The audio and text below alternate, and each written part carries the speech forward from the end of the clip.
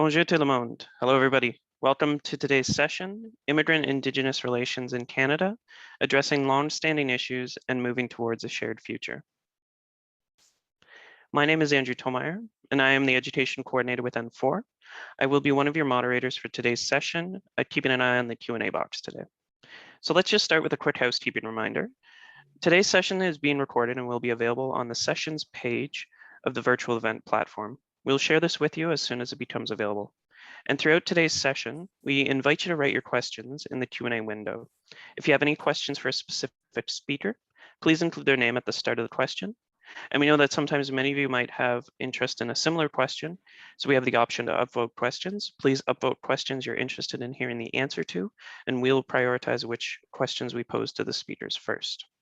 Today's presentation will have a live interpretation provided by Language Marketplace. Along the bottom of your window, there is the interpretation option. Please select that to click on the appropriate language that you would like to hear this presentation in. It will be presented in English. Towards the end of the session, the moderator will display a brief session evaluation that will pop up on your screen.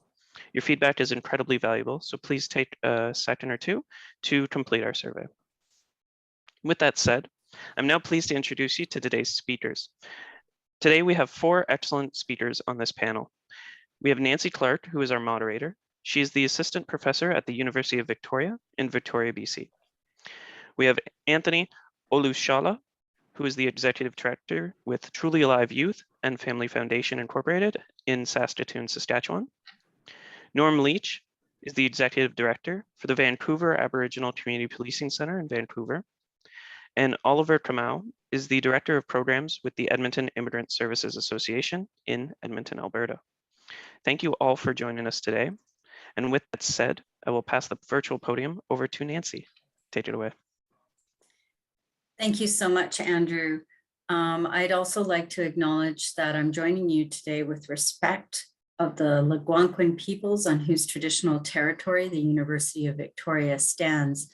I'd also like to acknowledge the Songhees, Esquimalt, and Wasanich people whose historical relationship with our land continues to this day. With that said, I would also like to acknowledge our brothers and sisters and all our relations in the Ukraine. It is my pleasure to moderate the session today, and we will begin the session by a meditation with our good friend and colleague, Norm Leech. Norm, over to you. Thank you, Nancy. First, I'll acknowledge the land. I always acknowledge the land first because the land was here first. The land is actually our first, our oldest, our ancestor, our greatest grandmother. She has provided us everything since before the beginning, since before we were humans, in fact. She's the ancestor we share with the dinosaurs. So we know, Indigenous people, that every cell, molecule of our bodies came from the land. Everything we've ever eaten or drank or medicines we've taken has been provided by the land. And when someone or something gives unconditionally everything forever, we know that that is love.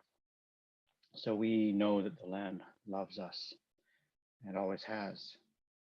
And she's the source of all that we are. So having acknowledged the land, I also acknowledge the people who've taken care of these lands, and for where we operate in so-called Vancouver, it's been the Musqueam and the Squamish and the Tsleil-Waututh people who've cared for these lands for 15,000 years, since the last ice age at least. And they have taken such good care of these lands that they were actually better than new when the explorers arrived, because the people understood it was their responsibility to leave it as good as or better than it was provided to them. And that's why the forests were so gigantic and the salmon runs were so beyond belief and the buffalo herds were so amazing. So having thanked the land and the people for all that they've done so that we could be here in a virtual circle and share our gifts, the gifts from the land and the creator with each other, so that we also can help each other and ourselves and the people and the land. So having acknowledged all that, I ask you all to find a comfortable place to sit and notice how your body is today. How are you in there How are things? Notice any tired or sore spots. Notice how your feet rest on the floor. Notice how your hands come to rest wherever they do. Notice your breath. I'd like you to picture a place. Picture a tree that you know in your mind. Think of a tree that you know somewhere.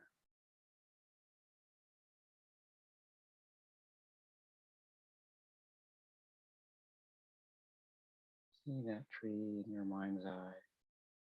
Notice what it's like there, the weather, the landscape, the season.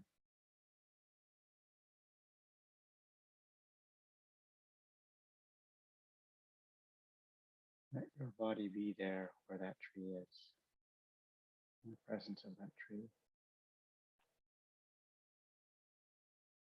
Notice if your body shifts when it's with that tree. Notice if there's any other trees or creatures nearby. People who may know this place as well.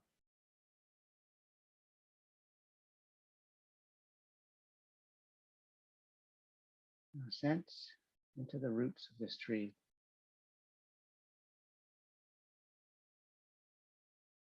See if you can sense how far or deep these roots go.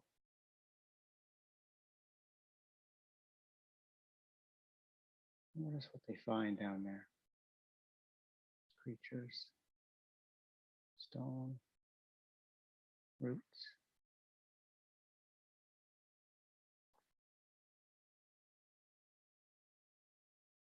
Notice if you can sense how these roots hold the earth and how the earth holds these roots. Now sense up into the trunk and branches of this tree. Sense the strength, if there's movement. Sense if there's activities in the branches, perhaps some creatures. Sense what this tree finds around it. Neighbors, relatives.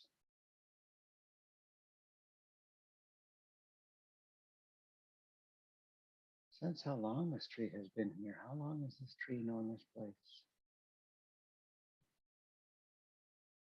All that this tree has seen and knows. This tree might know you.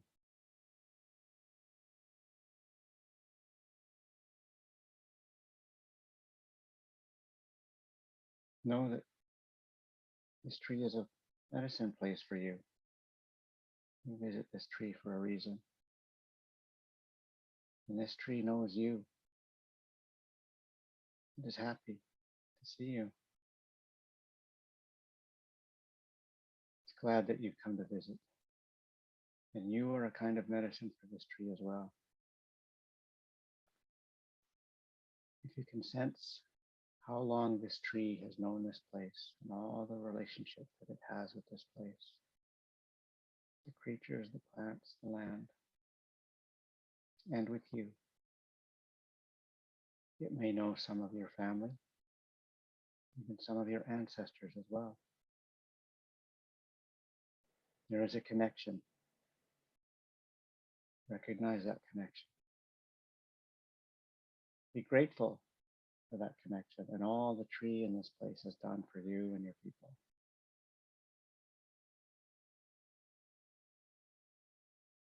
Accept the medicine of this tree and this land and any messages that you may bring back with you about this place.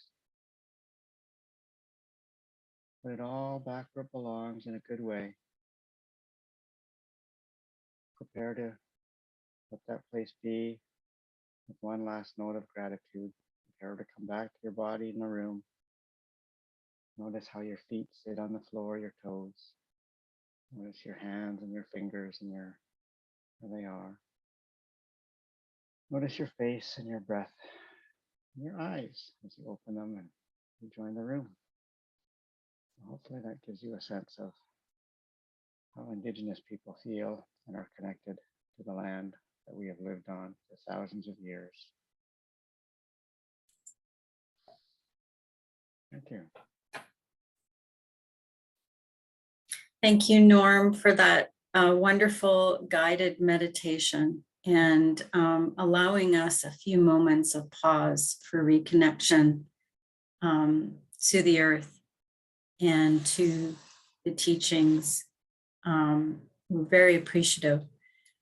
So with that said, and opening up our dialogue today around immigrant and Indigenous relations in Canada, we're hoping to look at and discuss really a decolonizing approach that you have all engaged in. And I had the pleasure of meeting you, Norm, I think it was about a week ago at your place. And I was just really, I really am at a loss for words and how to describe the work that you do. And I was hoping that perhaps you could just briefly describe that work, and then we'll move to our dialogue discussant with Oliver and Anthony. And really the work that you do in terms of shifting and reorientating our approach and work with Indigenous communities in an urban context. Oh, okay, I'll try and be as brief as I can. So we work with the urban Indigenous population in Vancouver, 70,000 Indigenous people from all over. Very few of them are actually from there. So, and the diversity is vast. And we need ways of understanding the challenges that they face. And the more we worked with it, the more we understood that it's trauma and it's post-traumatic and it's intergenerational. But we also realize, and that reveals the amazing survivor spirit of the people, that they have survived so much in the past 300 years. And they continue to survive. The people in the downtown east side survive more this week than most of us survive in a lifetime. But the survivor spirit is amazing.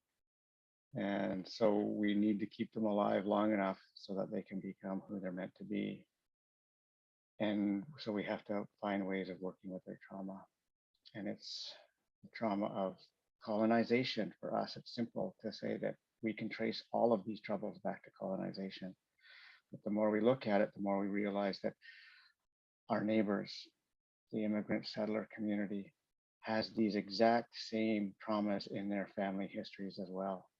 And so the more we are able to talk about it and have conversations about it and share information, the more we realize that it's all the same stuff, and the roots are colonization, whether it's somewhere else, because it wasn't invented here. It was invented somewhere else 1,000 or more years ago. It was only perfected here. So the more we can have these conversations about the effects of colonization on all of us, the more we can start to look around for solutions, and we can put up our hand and say, we have answers. We have a system that worked for 15,000 years here successfully, sustainably. We have a 15,000 year track record of sustainable living here in these lands. And colonized systems have not accumulated 15 minutes of successful track record of sustainable living. So we're really engaging in the conversation, and we're getting amazing feedback and take up, and we have many amazing new friends and colleagues and allies, and building coalitions in Vancouver to at least have the conversation and see where it takes us, because everybody is facing giant challenges that we're really not used to. And so we think it's really timely and an opportunity to plan together for how we will live together on these lands in a good way. And we have examples of systems that work. Thanks, Norm.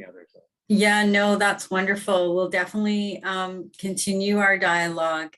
And in that context, there have been recent reflections within the settlement programming and immigrant sector to decolonize our approaches to policies and practice.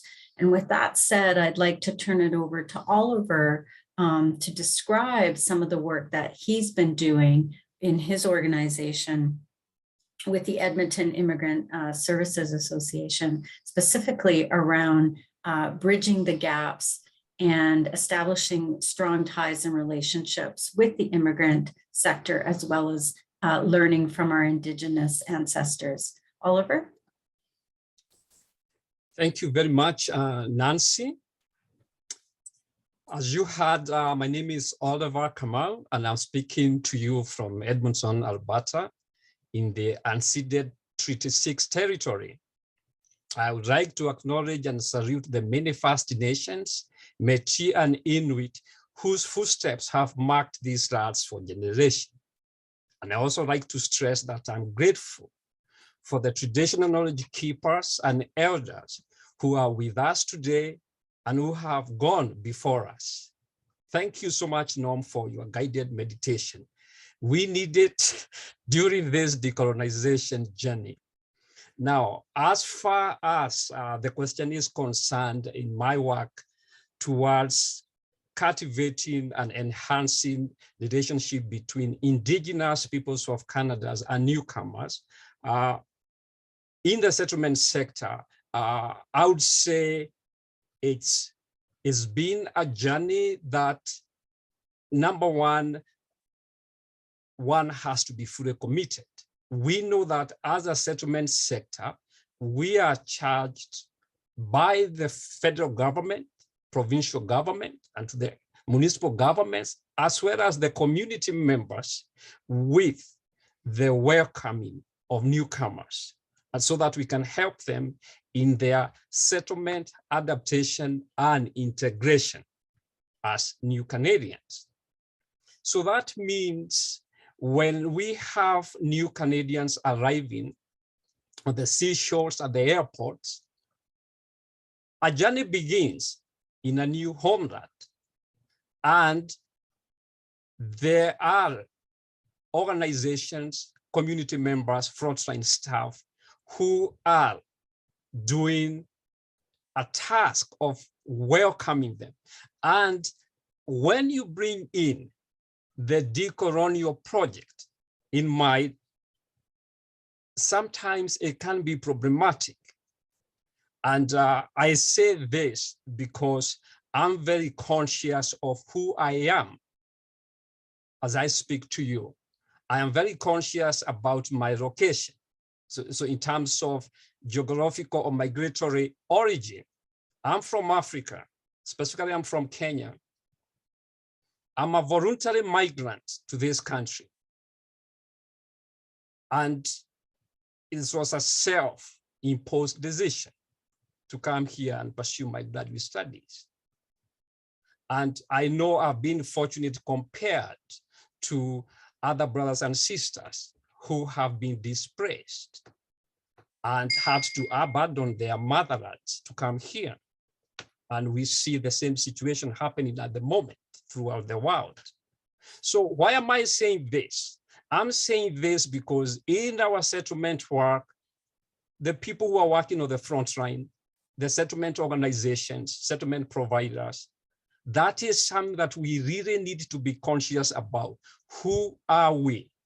And for me, there starts one of our tasks in engaging what we know is the government, so to speak, the federal government's objective of bringing immigrants, refugees to this country, with the ideal objective of newcomer integration, which I would say the way it's presented, the current discourse of newcomer integration is actually defined as a two-way street, which means we bring in newcomers with the objective of helping them integrate and become successful in Canada, learn about Canada, and at the same time, also expecting the Canadians to fully welcome these new Canadians.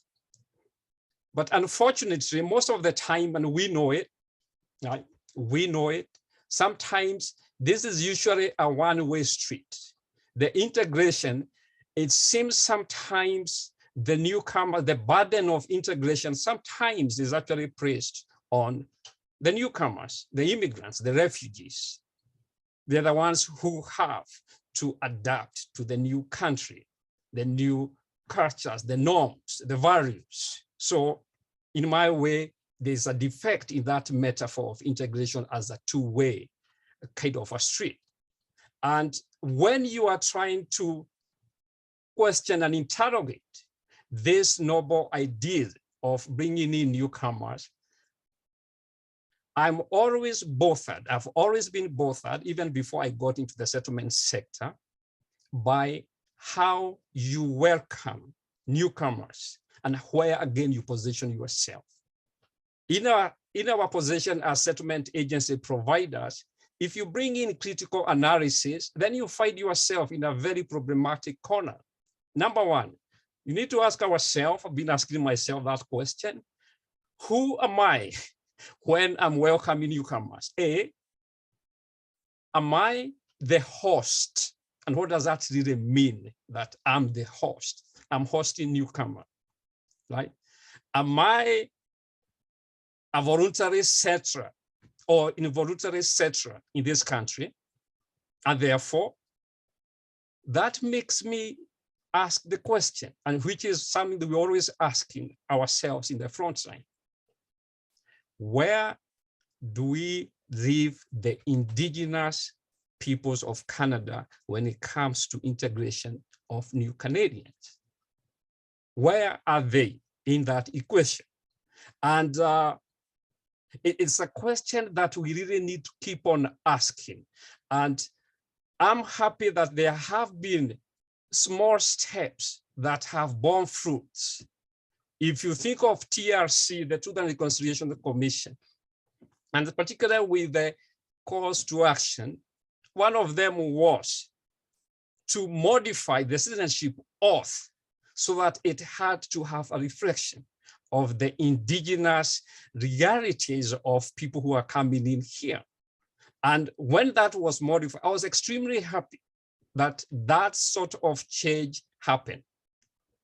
Is one, for me, that's one way in which you decolonize some of these narratives that have been taken to be normal. I've been happy actually in the past over 15 years in this sector, again on this question of integration of the newcomers. Again, we fully believe that a newcomer has become fully integrated, and this is actually disputable, when they become citizens. And the highlight of that rite of passage is usually taking the citizenship class and passing the citizenship examination. When I took the citizenship exam a couple of years back, it had taken me a long time before I made the decision to become a citizen. It wasn't easy.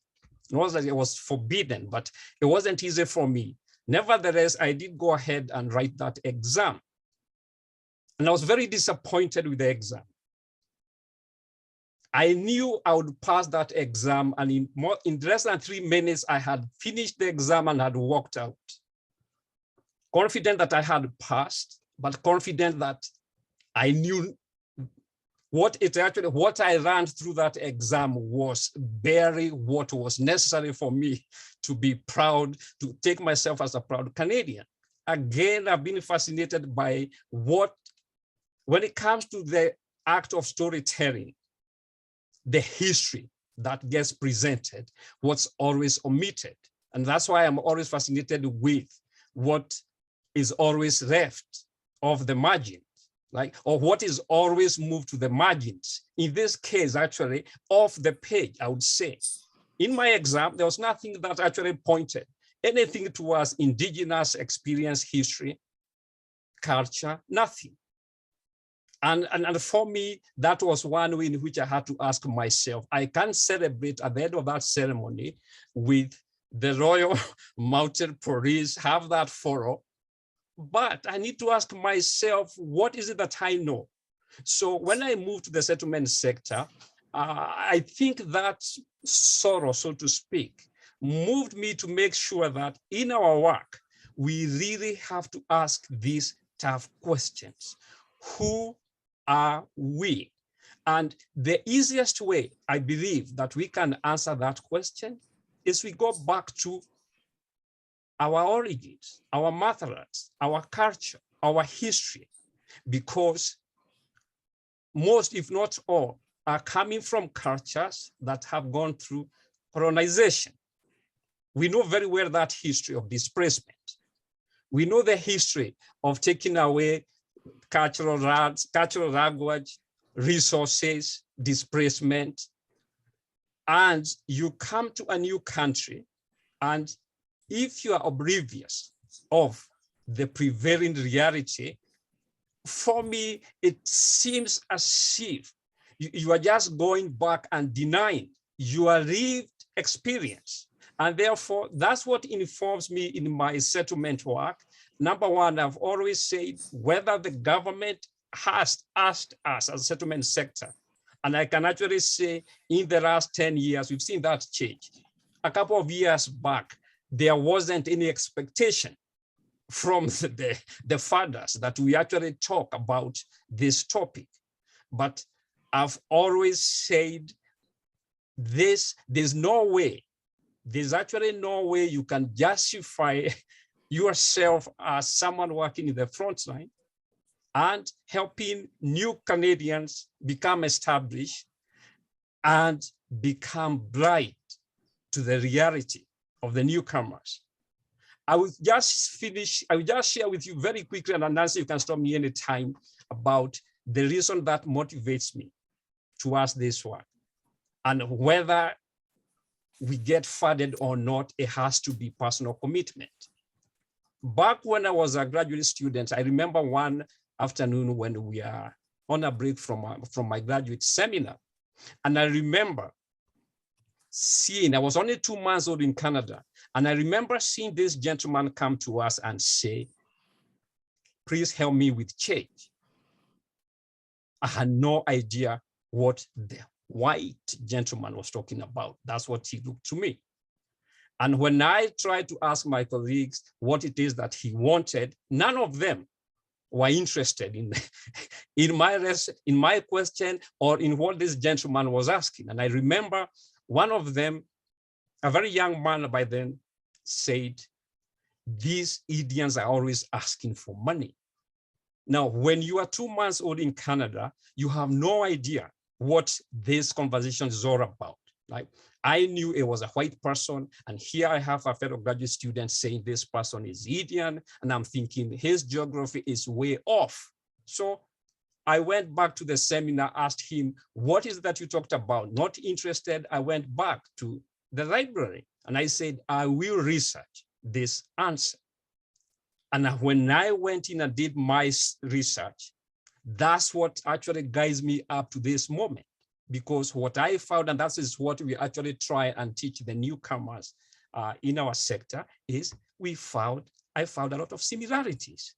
I found a lot of historical and cultural similarities between Indigenous peoples of Canada and from the countries I came from, right? So the displacement, the loss of culture, the centrality of language, the suspicious and duplicitous role of religion, specifically Christianity. We know what happened in Canada. At least we are trying to learn about it, like the residential schools, the loss of the churches in that. Back in my African context, Christianity, we say from a post-colonial perspective, was the soft pole of colonialism, right? The natives were told to close their eyes and pray, and so when they are told to shut their eyes and pray, and when they open them, we say their eyes were gone. So there was Christianity as a soft core of colonialism, right? So the primacy of spoken language over written. So orature, as we say, the importance of storytelling, that those kind of connections even today inform my work. So when it comes to decolonialization project, I've always wanted to, when we are actually speaking to newcomers, part of it is knowing us. Norm started with us, where we are. What's the role that you are at the moment? I'm in a city called Edmonton.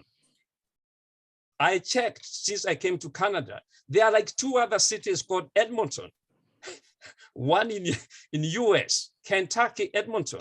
There's another one in North London, still Edmonton. So how do you lose your identity? And nobody thinks about it.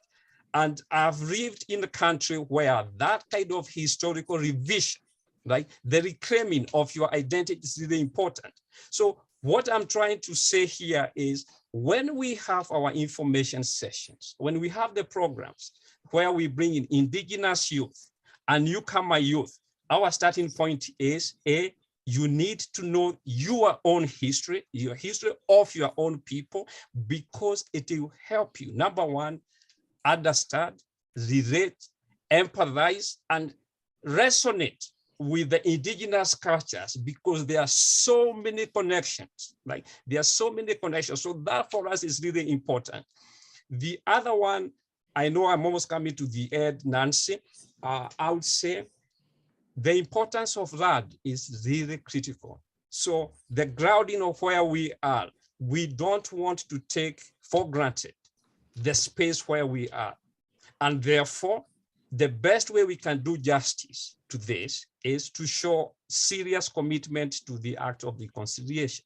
And that's why for me, the land acknowledgement is not just a verbal utterance. I want to finish by saying this. In our sector, we always see, sometimes if you are solely funded by the federal government, sometimes we tend to say we don't have funding to work with indigenous peoples of Canada. And one of the things I've always championed is the need for diversification of funding. We must go beyond the boxes where we get funding from, right? Because this will really help us not to so much depend on newcomers. So I will stop here, and thank you so much, Nancy, and everybody else for giving me this opportunity. Thanks. Oliver, thank you so much. You have a lot to say, and what you've done is you've really led us into a critical discourse. And just before we move on to Anthony, the critical discourse that you describe seems to really point on the need for reflexivity, for us to be conscious of our identities, our social locations. You also spoke about harnessing capabilities of newcomers and the calls to action, and the questioning the narratives, the dominant narratives and discourses around identity and belonging, and how storytelling can actually be a method for bridging the gaps and perhaps decolonizing our approaches to the so-called settlement of newcomer peoples in Canada. So with that said, Anthony, would you like to respond to Oliver's and Norm's discussions? Absolutely. Thank you, Nancy, and many thanks to Norm and Oliver for their submissions. I couldn't agree more. And I want to say first that I'm joining you from Saskatoon, Treaty 6 territory and the traditional homeland of the Métis people. My heart goes out to all the people in Ukraine and those here in Canada whose hearts are with their families and friends in Ukraine.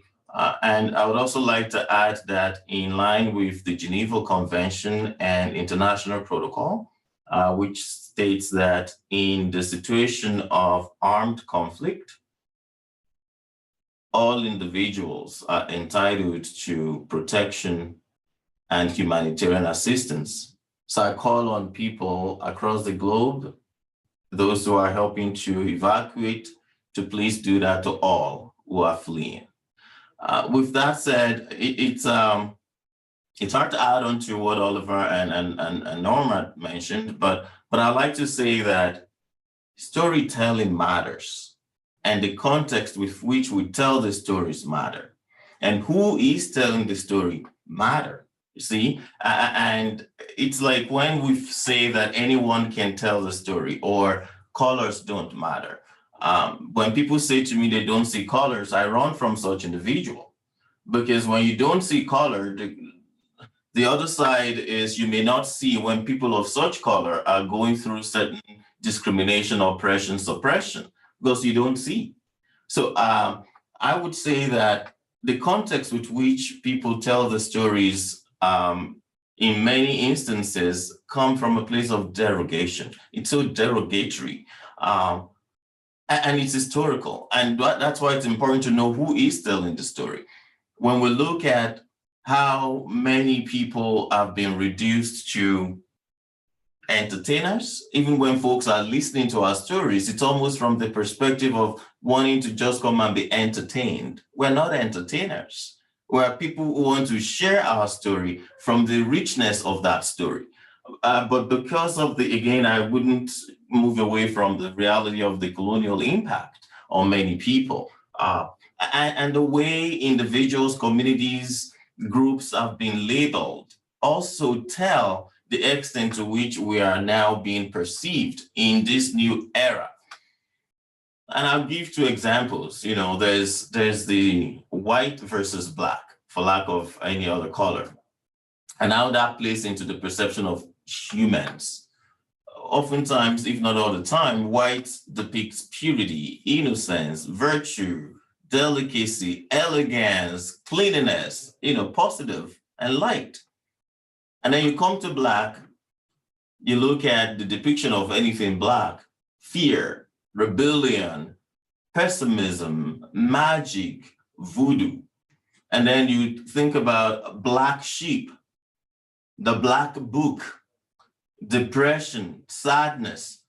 And even when we go to funerals, people wear black. So when you see someone who is black, what comes to mind is often anything that is of no good. But that is not true. And because this has been the narrative that I've run through ages, little wonder individuals and friends in our new world cannot think outside of that box, because that's what they've been nurtured. Our nurture is key to our essence of how we see ourselves. So the work we do at Truly Alive Youth and Family Foundation as an organization is critical to helping people recognize who they are and moving from that point of survival. Yeah, and Norm mentioned that, certain groups seem to have just been kept in that part of wanting to just survive, just wanting to get by. But no, we feel people must feel alive, not just surviving. And even in the programs that we offer, the naming of our program, we move away from capacity building to capacity advancement. We move away from youth as leaders of tomorrow to calling youth as emerging leaders. After all, today was tomorrow yesterday. So when is that tomorrow ever going to come? Without getting close to grassroots organizations that are connected to the people. At the end of all, when folks arrive and they've gone through paperwork and all of that, they will be in their communities. And that's why it's important for all those who work and support newcomers to move beyond, as Oliver mentioned, to move beyond what the requirements just say, or we don't have the funding for that. To break the silo, to break the old friends club that seem to exist. I bet you there are many, many grassroots organizations, social service organizations, offering and doing great work, but are not even allowed, unfortunately, by many who are more like mainstream or even who are serving newcomers. These grassroots are not allowed into at the table. Why is that? So we are talking about wanting to break colonial impact, but in some other instance, we are becoming what we are trying to fight. I think it's important to underscore that. So one of the many ways to decolonize system is to break the silo with which in which we operate. We need to recognize that supporting humans or supporting families goes beyond a one-size-fits-all. No one organization has all the answers, we believe. When we collaborate together, then we will recognize that 1 + 1 is greater than 2. And I'm not talking about mathematical illustration here. In social space, when we bring people together, when we tap into each other's talent in a synergistic, altruistic way, then we will realize that 1 + 1 is greater than 2. And the only way to do that is not to work in silo. The only way to do that is to recognize that different groups, different associations, different organizations have answers just like the big or mainstreams do. So it's one thing to talk about, look what they are doing to us. It's another thing for us to be introspective in the work we do, to know who are we also shutting out in our approach to wanting to serve. That's important. I think it's also important to recognize that we must trace back our history as a people. Bob Marley, in one of his songs, says, some people have means and ways, but some people have hopes and dreams. So we need to move away from those who just have hopes and dreams and get them into having means and ways as well. It's doable. And you might wonder, how is that possible? How are we going to do that? We start from educating one another, recognizing our own biases, recognizing that we could, if care is not taken, become what we're trying to fight. And many a times we have become that because we are guided and it's more like we're doing things shrouded in secrecy. We don't want others to access funds. We don't even want to fund certain organizations because perhaps now they call themselves Black-led. So now they're tucked to the side. So we don't think Black-led organizations or indigenous organizations are capable of providing services for themselves and for their people, or that they can't serve the mainstream. So it begs the question who the adjudicators are when it comes to funding and what kind of biases they still perpetuate in 21st century, in 2022. So to decolonize a process, start with one, education from the family. The conversation folks are having at home will impact what kids will bring outside of home. 2, structures needs to include people who themselves have the experience. In my side of the world, there's a saying, that translates to mean you cannot know Osho like Osho's mom. Osho is like saying you can't know Peter like Peter's mom. So you can't know my situation and pontificate on my situation without having me or people like me in or at that table, right? So it's important to ensure that the table is inclusive and not to bring people to the table for tokenism. See, we have some of you there. No, that's not enough. People have to have a voice at our table. And it's not enough to feel that, yeah, we can tell your story for you. No, we as immigrant, indigenous peoples from different, and Norm did a great job at Metropolis, P2P, letting us recognize that we're all indigenous to different groups or different origins. Thank you, Norm, for reminding us of that.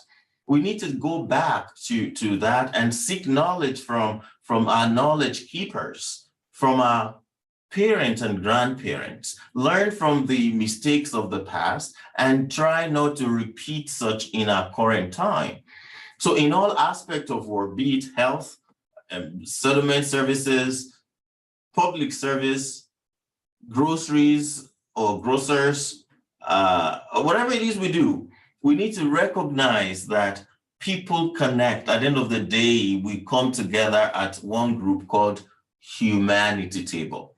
And the only way we can write articles, we can do resources, we can develop toolkits. We've done many of this, but the reality is still here. It's March.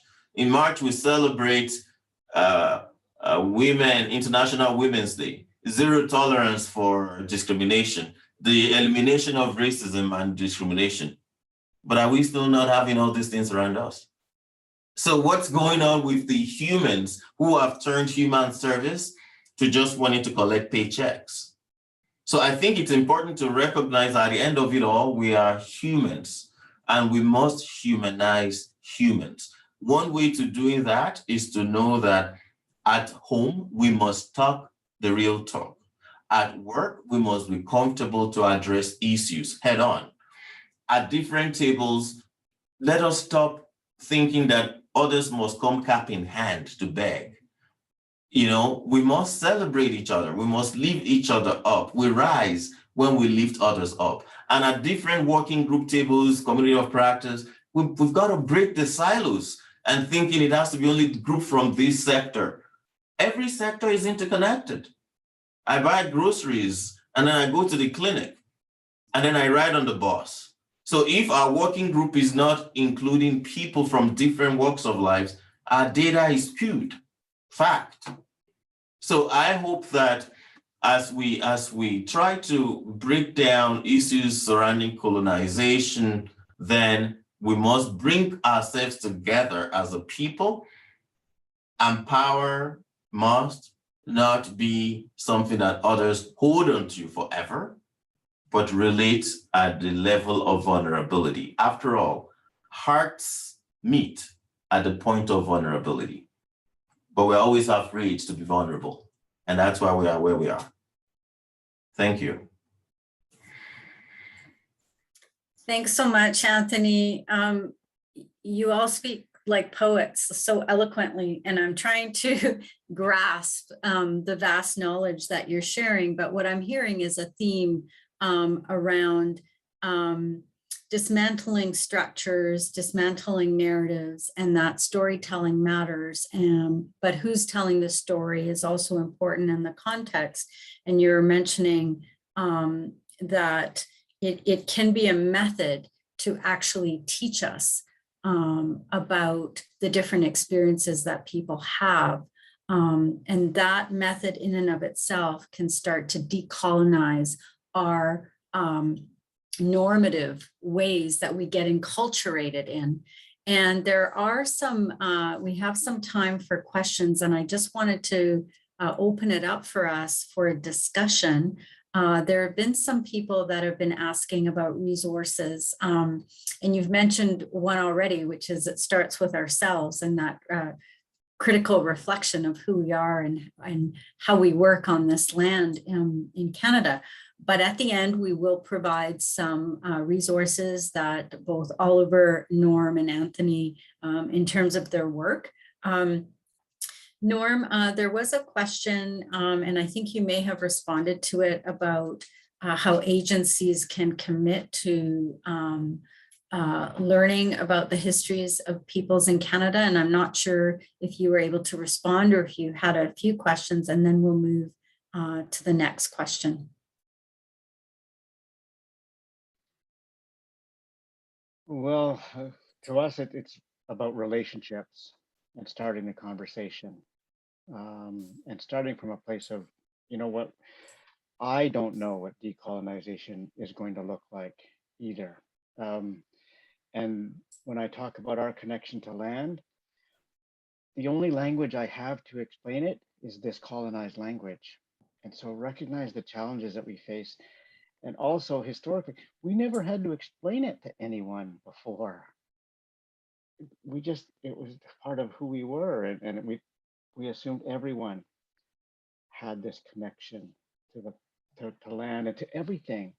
And to recognize the differences in worldview has been one of the greatest challenges. So it's almost teaching everybody a new way of being. But for us, it's an ancient way of being. It's just that we're some of the most recently colonized, right, on this planet.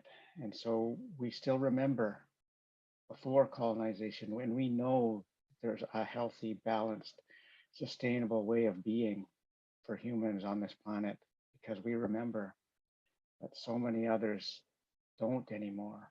But but we believe, and I think we have faith that it's there for everybody, and that's been our experience. So our amazing new friendships and relationships we have with the settlers and agencies that work with them have taught us all that. So it's very worthwhile, and it makes anything possible. So we're very encouraged, but there's a lot of work to do. Thanks, Norm. There is another question, and I'm just wondering, I can read it out, or you can raise your hand or put it or open your video.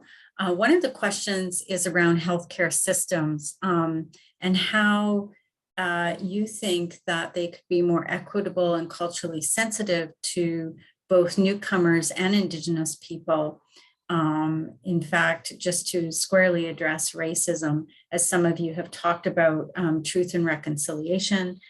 There's also the In Plain Sight report. And so we know that racism kills people. And I wonder if any of you would like to respond to that question.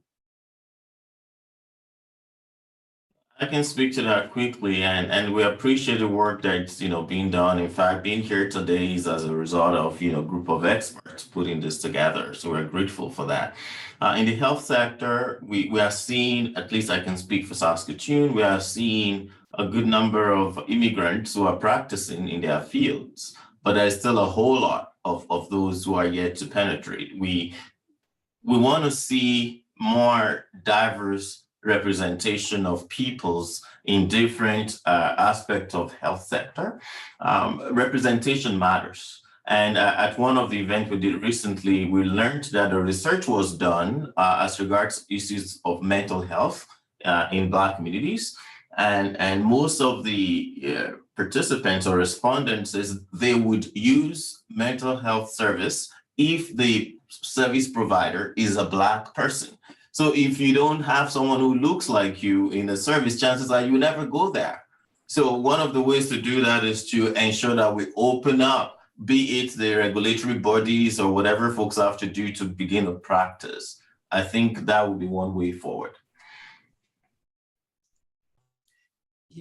If I may just, sorry, if I may just add to that, systems are people and people are systems. So if we are talking about a healthcare system that has these discriminatory and racist practices, even before we get to the representation within the professional with that, I want to know about the preparation schools for these professionals. What are they teaching? What kind of mindset are we preparing so that by the time they go to the field, what views, what concepts are they bringing in to their profession? So for me, that's really important. And the other one, as Anthony is saying, yes, bringing in that diversified professional team helps, but we have to constantly keep on challenging the system. If you are within it, keep on subverting it so that the normatized behaviors are always challenged. Now, there may be a cost, but we can never be content that things are working until we actually hear from service users. Like, so there will be a nice metric to know the system is working than the professionals inside saying our system is working. So I think for me, that's really important. And constant education and re-education, because there could be a problem with education in the first place. So revisiting that education process would be really important in my view. Thanks, Anthony. Yeah, you bring, sorry, Oliver, Oliver and Anthony and Norm, you bring forward the issue around who's listening and the issue around getting back to this notion of storytelling, that if we're telling stories, someone actually needs to hear them. And so our government specifically, and how we can shift policy through storytelling. And I'm aware that in New Zealand, you cannot access healthcare services without Indigenous Maori representation. We don't have that yet in Canada. We do have system navigators, cultural brokers, but it's not actually a policy. And it would be interesting to get your thoughts on what kind of policy recommendations you might have. Any thoughts about that before we close around how we can influence IRCC, for example, to think about how we can address racism in healthcare, but also the immigrant sector. And if you don't have thoughts, that's fine. Go ahead, Norm. Well, first of all, we've had success in basically recognizing that the system is very skilled at dividing us all up into whether it's where we're fighting from a racism perspective or a gendered perspective or an Indigenous perspective or a poverty perspective. And then they get to deal with each one as a separate issue. For us, it's easy for us, Indigenous people in Canada, to say it all roots from colonization. All of it, whether it's wealth inequity, whether it's health inequity, it's all rooted in colonization. And once then suddenly it affects everybody, and everybody is a victim of the policies and the laws of colonization. And it's not, Indigenous people are not the longest suffering and most widespread victims. It's women. Women have suffered more and longer under colonization than any other group in history. And once we make that connection, everybody, we can unite and we can say, your issues are our issues too, and they're the same. And at that point, the coalition is everybody. And then the enemy is the systems and the unjust laws and the unjust policies that exist. All of our agencies, everyone who's watching, works for agencies, nonprofits that exist to fight injustice. Our work, our nature is to fight injustice. That's why we work in these sectors. Well, let's figure out where the roots of those injustices come from and make that the target. And then we just divide up the work, and hopefully it gets a little easier at that point. Thanks, Norm, for your reflections and bringing us back to the notion of collectivity and the strength that we have as a collective in the work that we do and the ongoing work that needs to be done. And there's certainly no answers here, but I hope that our attendees have more vigor and passion for their work in the work that they do and the work that you all do every day, which is so meaningful to dismantle decolonizing processes in our work with newcomer communities. And I think Andrew's telling us that we're almost at time. Andrew, do I have a second to share some of the resources for our attendees? Of course, go ahead.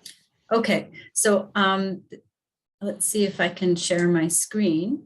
We've just put together, we just want to show you briefly, and you're certainly welcome to reach out to anyone here today.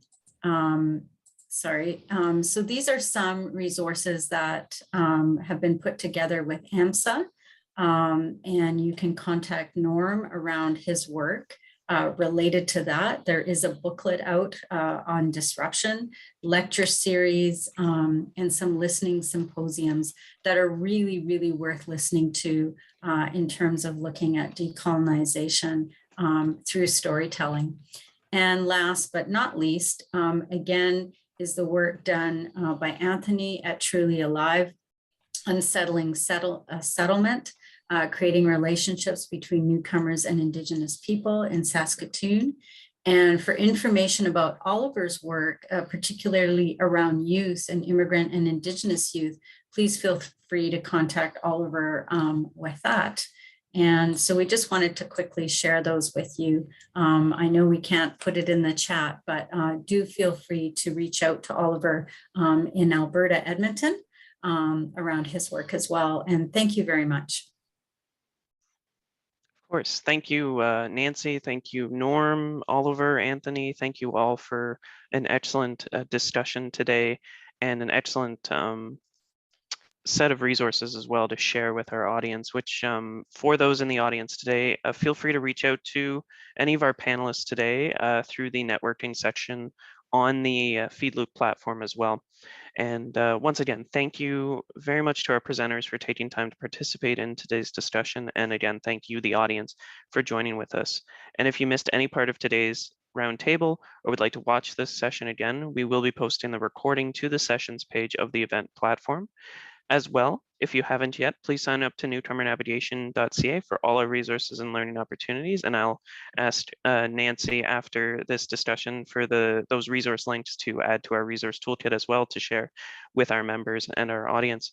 And again, thank you for joining us. We will be taking a quick break, but please feel free to join the next networking sessions that, as well as our poster sessions that will be underway going forward. And thank you all. Thank you again, Norm, Anthony, Oliver, Nancy. Thank you again, and stay safe, stay well, and take care.